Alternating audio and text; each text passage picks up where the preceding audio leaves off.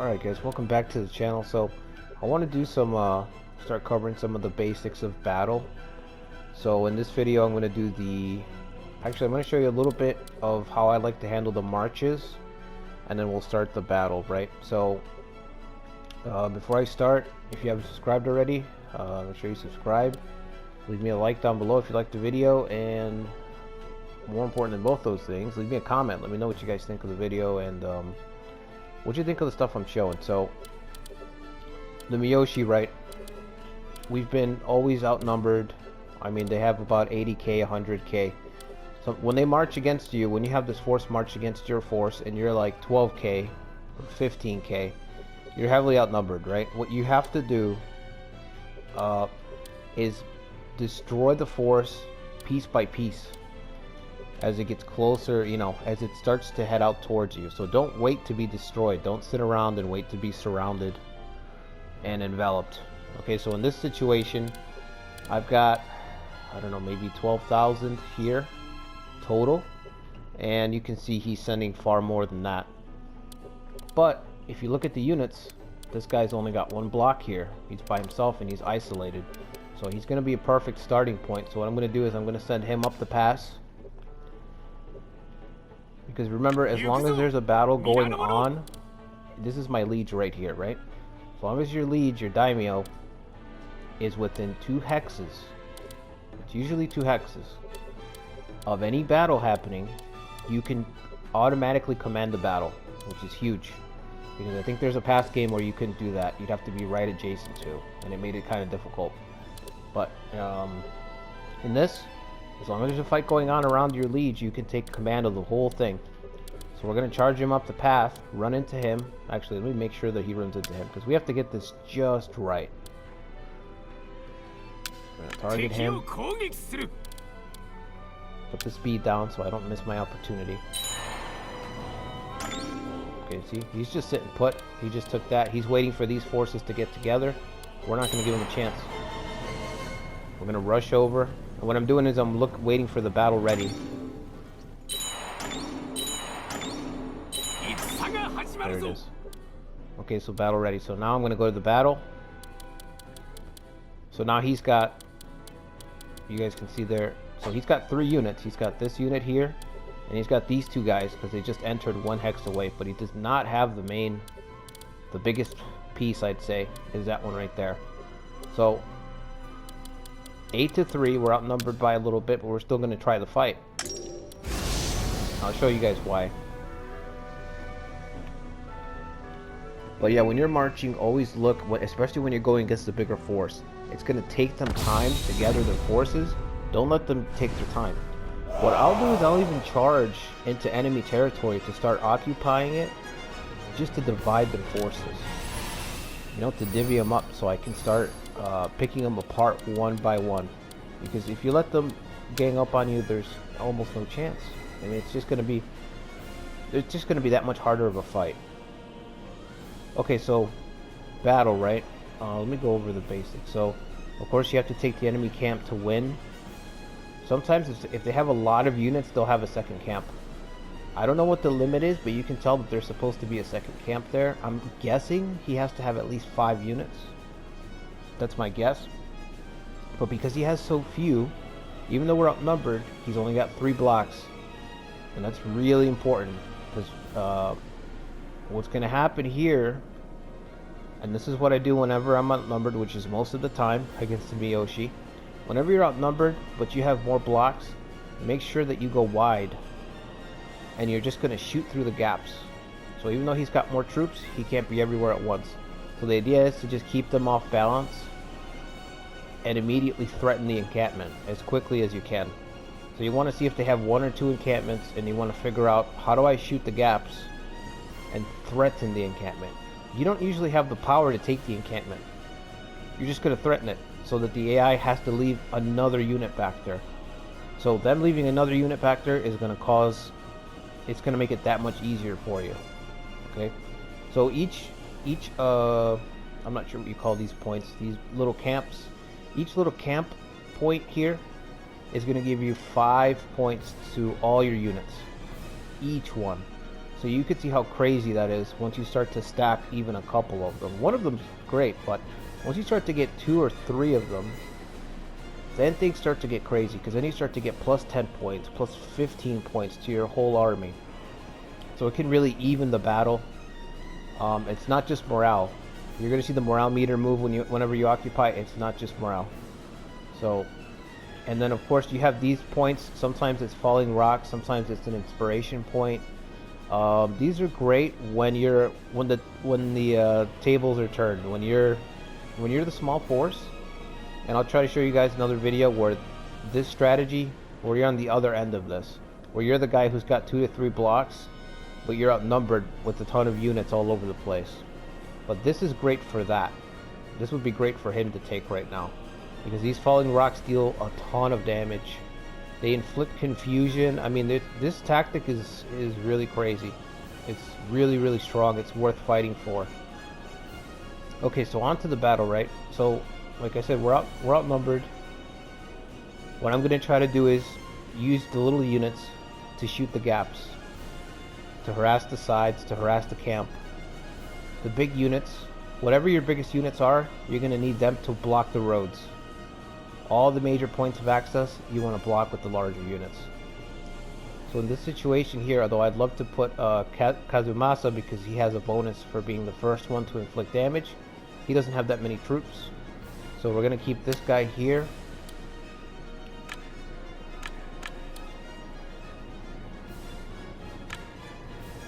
Let's see, his defense is 52, his attack is 91. Let's check out the our ally over here.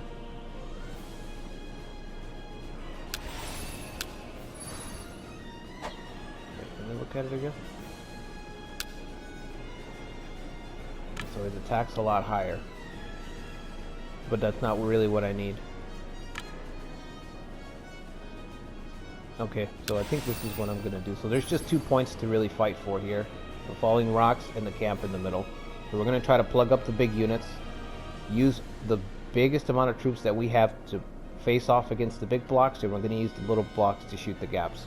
And this works with almost any strategy. Like any battle that you have a couple of more units, you can do the same thing. Shoot the gaps, put pressure in the AI. Okay, so I'm gonna have him.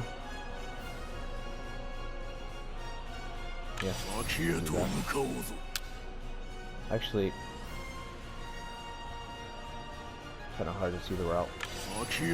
Go like this. Don't worry about your main camp. Again, you outnumbered the enemy, so you don't have to worry about your camp. You can use all the troops in the camp. Okay, he's working up towards the point. Just make sure you check your guys' advancement rounds, because sometimes they're going to have their own ideas. Okay.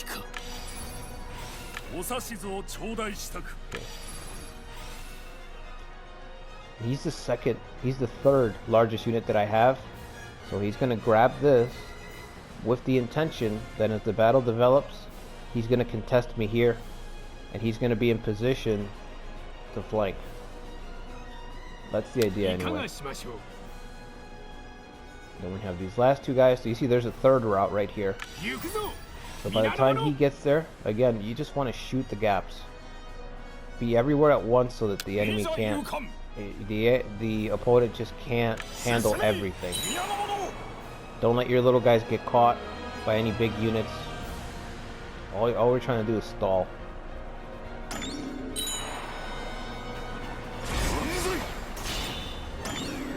Okay, so we got that. So because his attack power is higher, I'm going to try to maneuver him into a position where he can maybe flank. And my approach to this game is always is an if and then approach. If the AI does this, then I do this. If they do this, then I do that. Everything is just, you want to be the aggressor, but you also want to be able to react, you know, on a dime to whatever they do. So you're just presenting them with presenting the AI with different problems. So this falling rocks is actually going to work if we're able to hold it, which I think we will.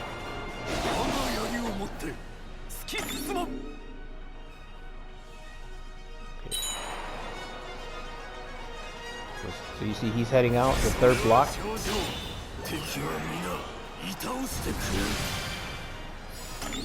Now normally I'd be like, okay, this is a problem, right? But again, because we outnumber them so much, as soon as Kazutoyo starts to threaten the camp, he's gonna turn around. So because he turns around, that's 12,000 units that are just not being used. It's completely taken out of the fight, which makes it that much easier for us to occupy. And with the stat bonuses, you can make up the difference of the troop numbers. And the fact that you have more units, you can set up these little pincer strikes. So there's just a lot of things. Did we take this? Okay, so now that we took that, I'm going to send him over. We're going to pin this guy down. We're going to maneuver to get the next occupy point. You just got to keep an eye on the 3rd unit or the 4th unit, whatever it is, right? Keep an eye on the unit that's staying back.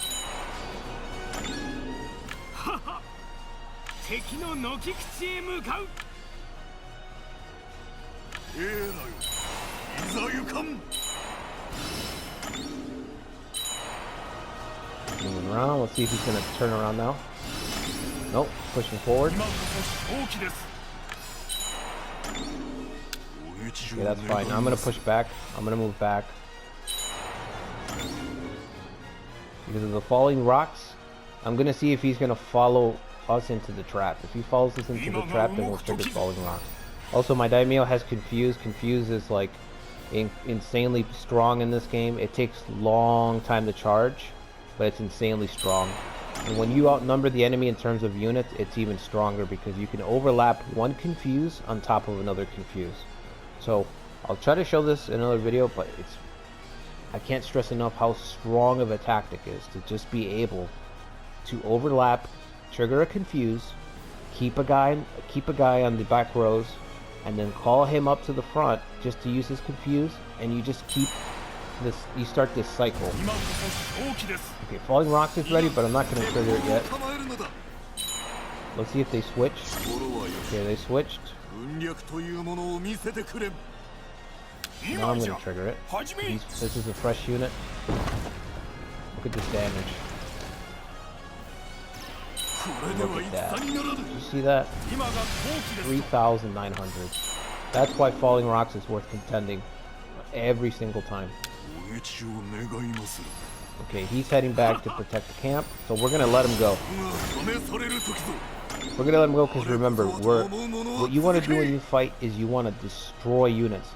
You don't want to fight and just go for the camp. I could have taken the camp at any time. The only time that you want to take a camp, right, in a situation like this where you want to, his troops will just retreat. The two situations that I've encountered is because you're pressed for time.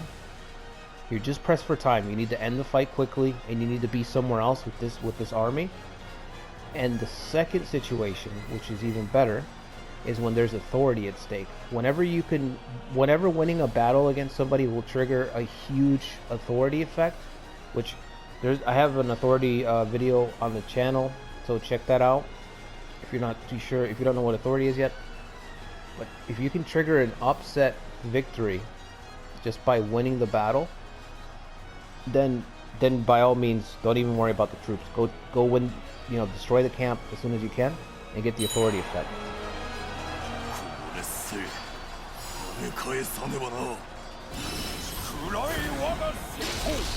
Okay, so we've got him surrounded.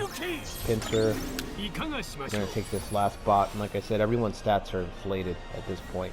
+5 to all stats for each point. Oh, I completely forgot to send them in. See, I make some mistakes there this time. I should have had him in a pincer from the very beginning.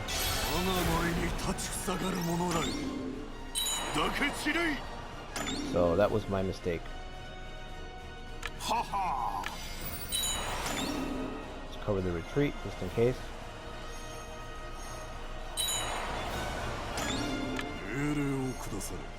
Let's pull him back.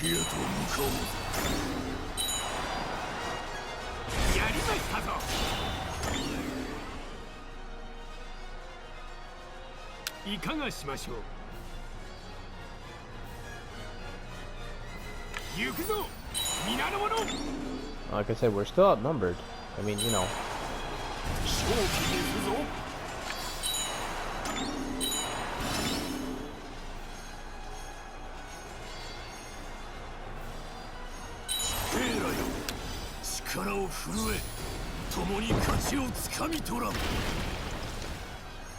Insane, right? I mean, just completely destroyed this unit. 2 triggers of it.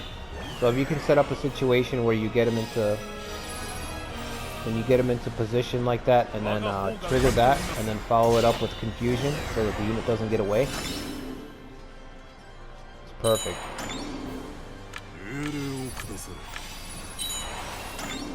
Okay, now he's coming after us, which again, I could win this fight.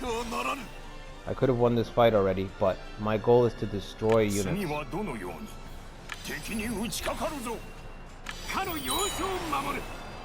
we're gonna let him chase us, follow us out a little bit.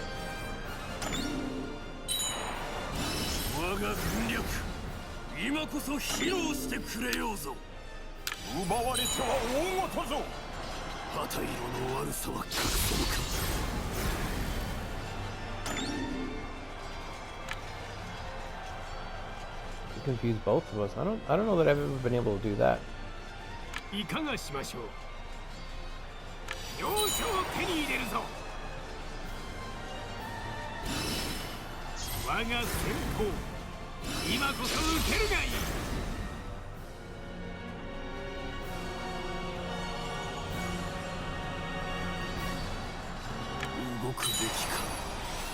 Gonna wait.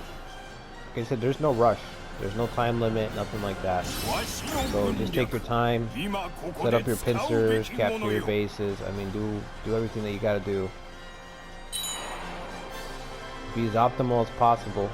If you have them outnumbered, they can't do anything. This AI doesn't know what to do. It's waiting to see what I'm gonna do.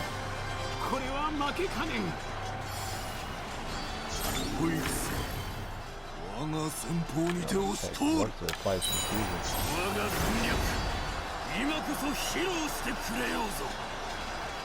That's another thing. If your guy gets confused, while you can't give confused units orders, you can bring a unit from the back towards it, and the unit will still move out of the way. So your confused unit will get shoved out of the way for a fresh unit.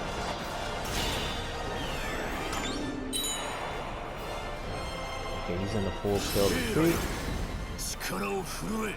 Like I said, just the threat, just remember that. Just threatening the encampment will lock off a 3rd unit. It takes it off the table. Or a 4th unit, whatever it is. You can always count on taking somebody off of the board just by doing that. And usually when it's a smaller army in terms of units, if it's a lot of troops, but it's a small army, it's even more devastating, because these 9,000 troops have just been frozen up, or it was 12,000 before because they switched. But you're just taking off a huge stack of soldiers. Alright, so we're going to creep up on the camp. My goal is to get the AI, wake it up a little bit so that it engages and it tries to defend the camp.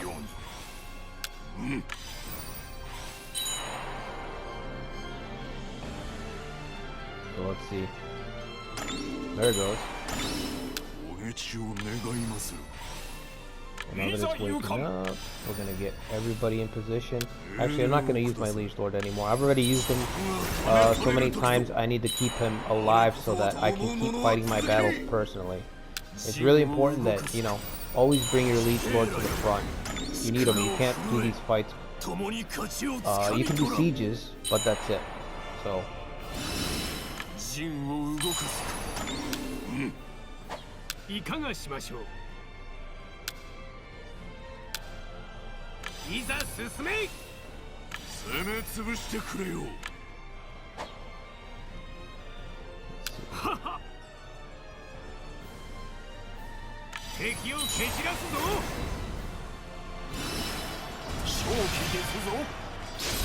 Pincer.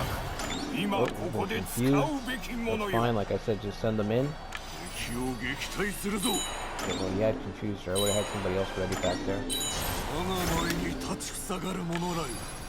But you send them in, they switch with your confused unit. Your confused unit's not susceptible to damage anymore. Same thing over here. Oh, you already recovered, okay.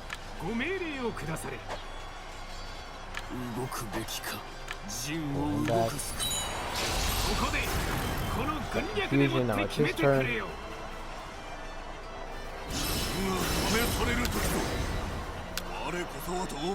see, you just end up beating them down. When your goal is to do damage like this, don't let the enemy, don't go for the camp. Allow them to get to their camp so that you can just beat down on their troops. And when the fight's over, you'll see the troops that are left. It's incredible how much damage you can do. So he's almost finished. And this works against anybody, just a general thing. Whenever you're surrounded, whenever you're fighting a larger force, but you have more units, even if it's 2 more units, 5 against 3, shoot the gaps, go wide with your army. Always go wide.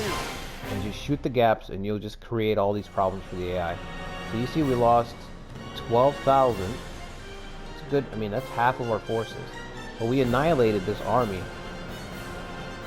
34,000, only 1,000 soldiers made it back. So that's just horrible, utterly destroyed.